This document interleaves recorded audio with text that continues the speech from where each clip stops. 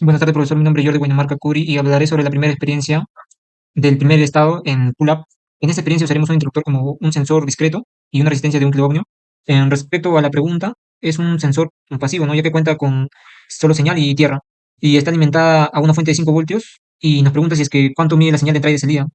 En entrada vale 5 voltios y esta está desactivada. Una vez que presionamos el switch nos da un valor cercano a 0 voltios o 0 voltios en este caso.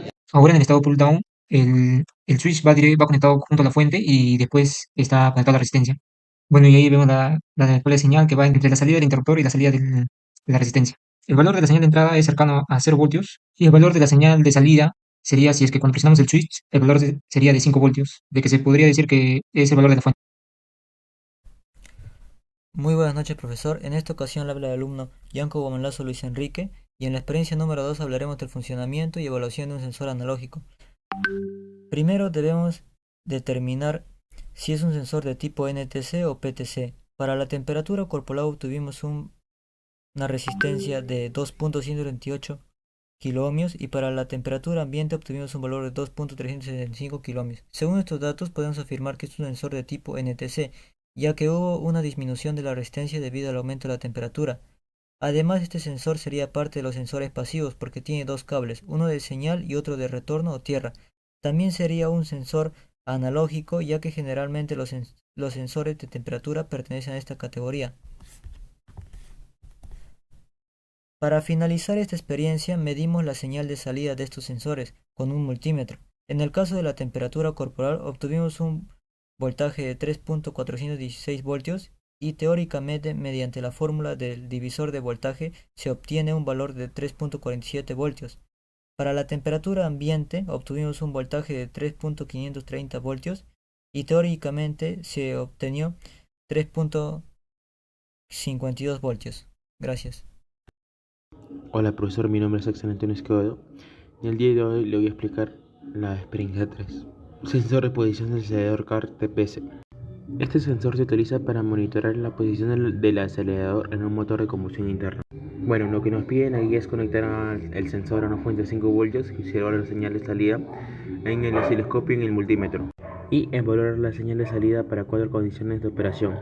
Como puedo ver, sin acelerar, acelerando al 30%, acelerando al 50% y acelerando a fondo. Bueno, como se puede observar, la frecuencia no varía, el periodo no varía, el voltaje mínimo tampoco varía. Lo único que varía es el voltaje máximo y el voltaje eficaz. La otra pregunta es: ¿cuál es la señal de entrada y salida del sensor? La señal de entrada sería el ángulo que se le da a la llave al momento de acelerar. Y la otra pregunta ¿es un sensor digital o analógico? Bueno, es un sensor digital ya que tiene 3 entradas, a diferencia del digital que solo tiene 2. ¿Es un sensor activo o pasivo? Bueno, este sensor TPS es un sensor activo, ya que requiere una alimentación externa de 5 voltios para funcionar y así tener su señal de salida. Bueno, eso es todo. Muchas gracias. Buenas tardes, profesor. Mi nombre es Carlos Miguel Carguancho Solano y haré la experiencia 4, que se realizaron los análisis de sensores de velocidad del cigüeñal y del levas. Por acá vemos su muesca que tiene una muesca y acá tenemos 5 muescas y van 2 unidas, donde el sensor HAL se conectaba por acá y el otro por acá. Medíamos tierra con la señal, iba al canal 1 y el otro señal con retorno iba al canal 2. Y ahora veremos la señal de la velocidad del cigüeñal, que estaba regulada a 1100 RPM y la frecuencia teníamos de 19.23 Hz. Para hallar las RPM sería 19.23 por 60 y nos daría 1123.8 RPM. Entonces por acá vemos que este es un inductivo y este es un sensor de efecto Hall. Entonces notamos que es un sensor analógico y pasivo, ¿no? Muchas gracias.